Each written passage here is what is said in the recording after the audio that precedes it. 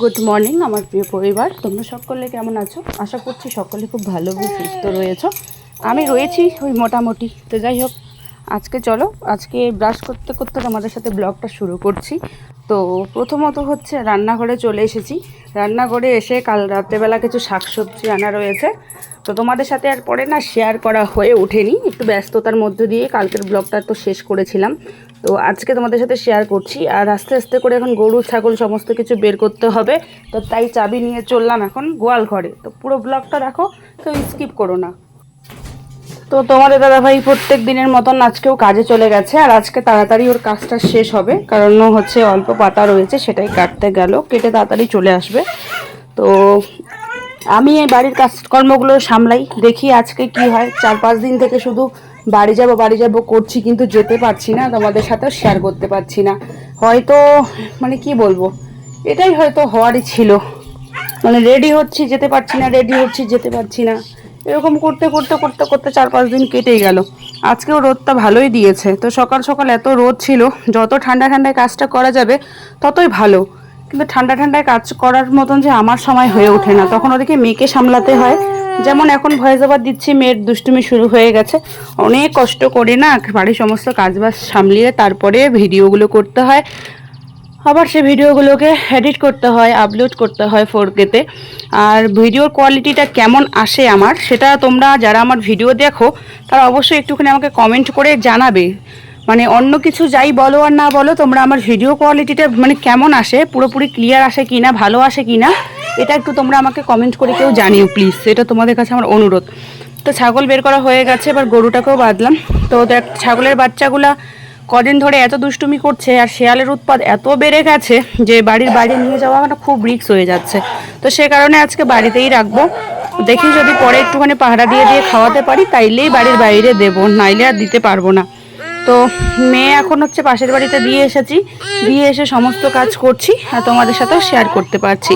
শরীরটা ভীষণই খারাপ, ভয় যাওয়ার দিচ্ছি থমকে থমকে, কারণ আমার এরকম রোদ, আমার তো মাইগ্রেনের ব্যথা রয়েছে, মাথা ব্যথা। তো রোদের কারণে আমার প্রচুর মাথা ব্যথা হচ্ছে কদিন থেকে। বৃষ্টি পড়লেও মাথা ব্যথা, রোদ করলেও মাথা ব্যথা, মানে সমস্ত কিছুতেই এই সমস্ত মানুষদের যাদের মাইগ্রেনের ব্যথা রয়েছে তারা কিন্তু বোঝে যে কি সমস্যাটাই না হয়। প্রচুর ব্যথা উঠেছে আমার, তবু ভয়েস ওভার দিতে পারছি না, কিন্তু কষ্ট করে করে করে করে দিচ্ছি। তার কারণ হচ্ছে আমি যদি এখন ভয়েস ওভার দিতে না পারি সময় মতো, আমি কিন্তু ভিডিওটা আপলোড করতে পারবো না। তো চলো দেখতে থাকো।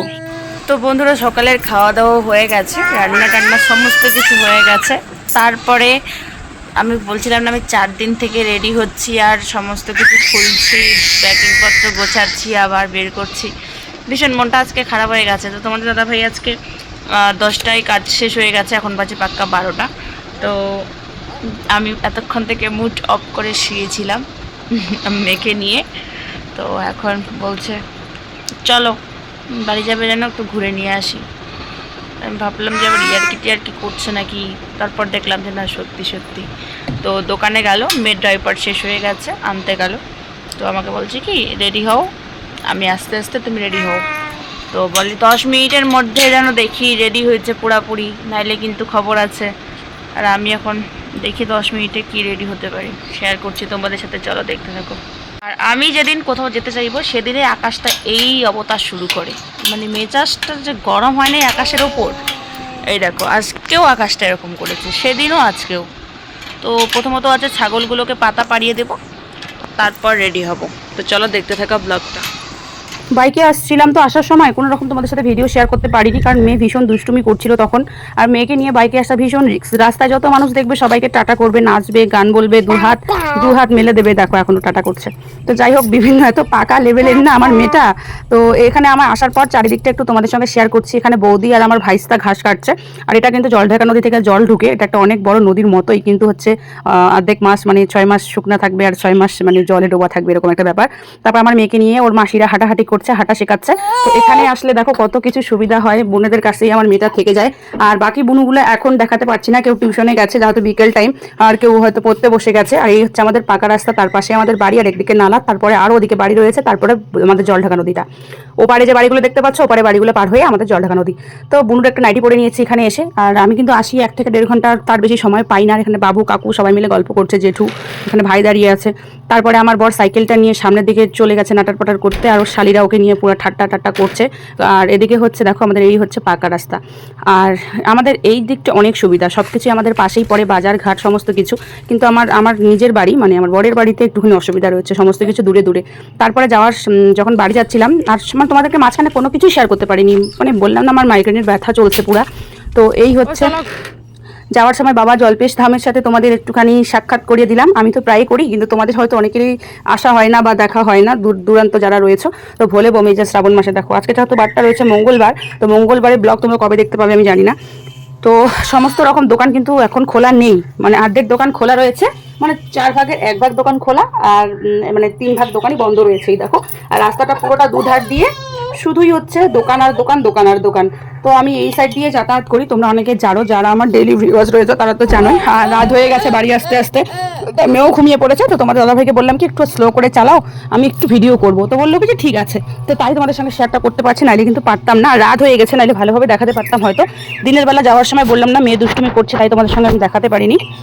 আর অন্ধকারটা জাস্ট দেখো, সত্যি কথা বলতে এই দিকের কিন্তু রাস্তাটা খুবই ভয়াবহ, আর আমার কিন্তু ভীষণ ভয় লাগে রাস্তাঘাটে, কারণ যে যা দুর্ঘটনাগুলো ঘটছে সেটা শুনেই তো ভয় লাগে, দেখার তো দূরের কথা বা আমাদের সাথে ঘটার তো দূরের কথা। তো অনেক কিছুই তোমরা বুঝতে পারবে যদি তোমরা আমার প্রত্যেকটা ব্লগ দেখো তাইলেই। আর মেন কথা হচ্ছে আমি ভয়েস ওভারটা এখনও ঠিক করে দিতে পারছি না, আমার শরীর ভীষণ ক্লান্ত, ভীষণ খারাপ। আর মেয়েকে নিয়ে রান্না করতে করতে তোমাদের সঙ্গে আমি এখন ভয়েস দিচ্ছি। আগে তো আর বাইক চালানোর সময় তো তোমরা নাহলে শব্দই শুনতে পারতে না, নাহলে কিন্তু আমি তখনই ভয়েস ওভার দিতাম। তো যাই হোক, তোমরা হয়তো দেখতেই পাচ্ছ। তো এই হচ্ছে আমাদের জলপেশের নতুন ব্রিজটা উদ্বোধন হয়ে গেছে, সেই ব্রিজের উপর দিয়ে আমরা এখন যাব। আর এই ব্রিজটা ফার্স্ট টাইম, আমি প্রথমবার ব্রিজটার উপর দিয়ে যাচ্ছি, নতুন ব্রিজ প্রথমবার, ব্যাপারটা একটু আলাদা আলাদা লাগছে। তোমরা এই ব্রিজে কারা কারা এসেছো অবশ্যই কমেন্ট করে জানাবে, আর ভোলে বমে কারা কারা এসেছো সেটাও কমেন্ট করতে একদম ভুলো না। আর একবার হলেও কমেন্টে বলে যাবে হর হর মহাদেব। মহাদেব বাবা, ভোলে বাবা যেন সবাইকে ভালো রাখে, সুস্থ রাখে এবং সবার জন্য কৃপা করে। তো এই হচ্ছে ব্রিজ, আসাম সুন্দর। তারপরে আমরা ব্রিজটাকে আর মানে অনেকটা না, ব্রিজটা জয়ী সেতুর মতো। তারপরে ব্রিজটা পার হয়ে চলে এলাম, এই জায়গাটার নাম আমার মোটেও মানে মনে পড়ছে না এখন। আর এখানে একটা ছোট্ট বাজারের মতন দোকান পাশানো বসে, এই দেখো এখানে ক্যাম্প রয়েছে। আর এই সাইড দিয়ে আমরা ঢুকবো মেলার মাঠ দিয়ে, এখন আমরা যাব বাড়ি। তো এদিকে শর্টকাট হয় তাই আমরা এদিকে যাতায়াত করি বেশিরভাগটা, হাই রোড দিয়ে একটু মেয়েকে নিয়ে, তো হাই রোডে একটু কম যাতায়াত করি, আর রাত্রেবেলা তো একদমই নয়, মানে ওই দিক দিয়ে আমরা যাতায়াত করি না। তো যাই হোক, আজকের মতো ভিডিওটা এখানেই শেষ করছি। কেমন হয়েছে অবশ্যই কমেন্ট করে জানাবে, ভালো লাগলে লাইক কমেন্ট শেয়ার এবং সাবস্ক্রাইব করে